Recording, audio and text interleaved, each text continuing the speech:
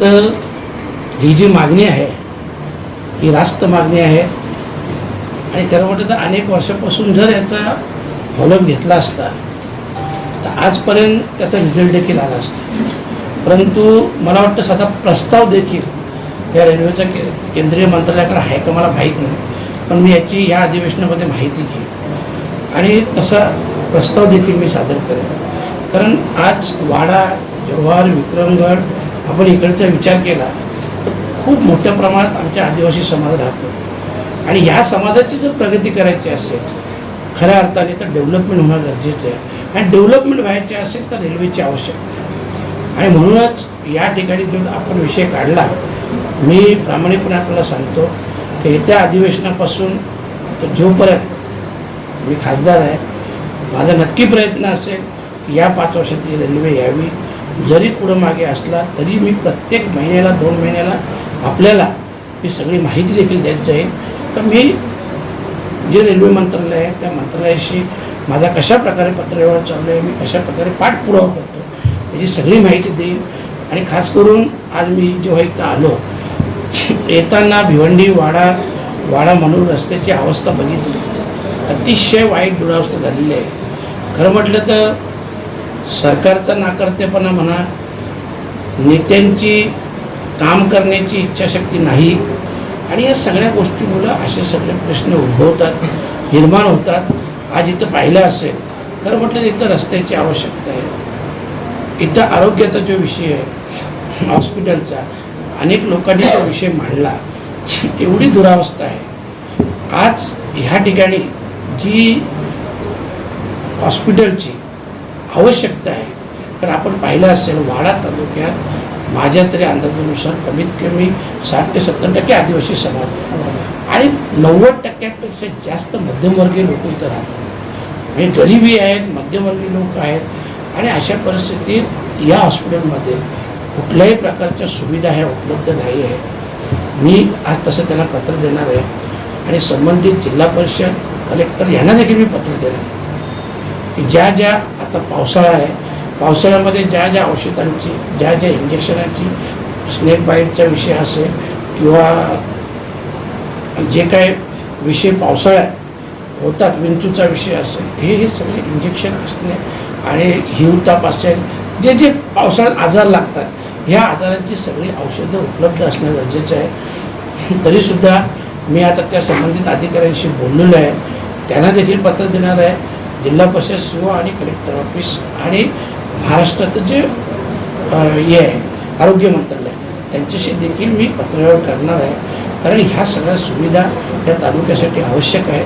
खरं म्हटलं तर एवढ्या वर्षानंतर मी पहिल्यांदा बघतो एवढा दुर्लक्षित हा भाग आहे. इकडं खूप काही डेव्हलपमेंट करू शकतो, आदिवासी बहुल भाग आहे, शासनाच्या अनेक योजना आहेत. आज शासनाचा जर तुम्ही निधी पाहिला तर काही हजार करोड हे वर्षाला आदिवासी भागासाठी येत असतात, परंतु त्या योजना, त्याचा लाभ हे सर्वसामान्य माणसाला मिळत नाही.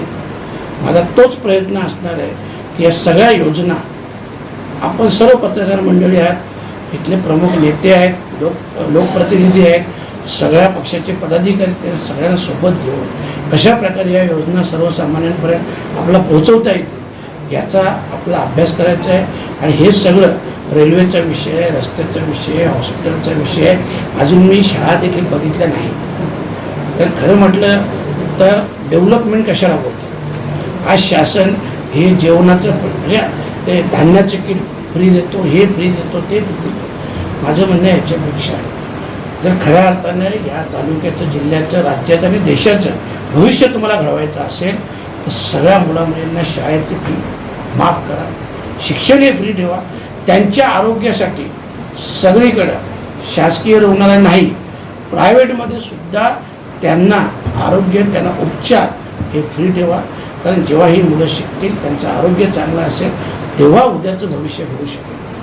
आणि म्हणून या सगळ्या गोष्टींकडं तुम्ही सगळी पत्रकार मंडळी आहात. मी तुम्हाला मी एवढं सांगेन की प्रत्येक 15-20 दिवसात मी वाडा तालुक्यात असेल, तर प्रत्येक वेळेस तुम्ही देखील ह्या तालुक्यात काय काय समस्या आहेत, कसे कुठले प्रश्न हाताळले जातात याची माहिती मला देत जा. मी त्वरित संबंधित अधिकाऱ्यांशी चर्चा करत जाईल आणि त्याच्यातून आपण आता MSCBचा देखील विषय झाला. ते एक महिला तुम्ही पाहिली असेल, तिचं म्हणणं काय, एक दुकान आहे फोटोग्राफीचं आणि त्या दुकानातून तिला 1,20,000 फाईन आले तर ती कशी बदलेल. तर संबंधित अधिकाऱ्याला काय सूचना करायच्या त्या मी केलेल्या आहे. अशा प्रकारच्या सगळ्या ज्या प्रत्येक विषय असतील हे विषय आपण सगळे मिळून प्रामाणिकपणे प्रयत्न करूया आणि सगळ्यांनी प्रयत्न केले तर कुठलीच गोष्ट अशक्य नाही. सगळ्या गोष्टी शक्य आहेत. मी माझा तालुका पाहिला, पूर्वीचा 40 वर्षापूर्वीचा तालुका पाहिला, 20 वर्षापूर्वीचा पाहिला आणि आत्ताचं पाहिलं. जी डेव्हलपमेंट झालेलं आहे आणि इथं जे काय चांगल्यात चांगली डेव्हलपमेंट येईल, सेंट्रल गव्हर्नमेंटचे कुठले असे प्रोजेक्ट असतील ज्याच्याने इथं रोजगार निर्माण होईल, असा कुठला एक प्रोजेक्ट इथं आलेला नाही की ज्याच्यातून कमीत कमी चांगला रोजगार निर्माण होईल. तर अशा प्रकारचे प्रयत्न आपण सगळ्यांनी करायचे. मी प्रामाणिकपणे सांगतो, मला तुम्ही फक्त सूचना करा, कारण शेवटी बघा सगळ्याच गोष्टी मी सगळीचकडे पोहोचू शकणार नाही, परंतु आपण सगळेजण तिथं पोहोचणार आहात.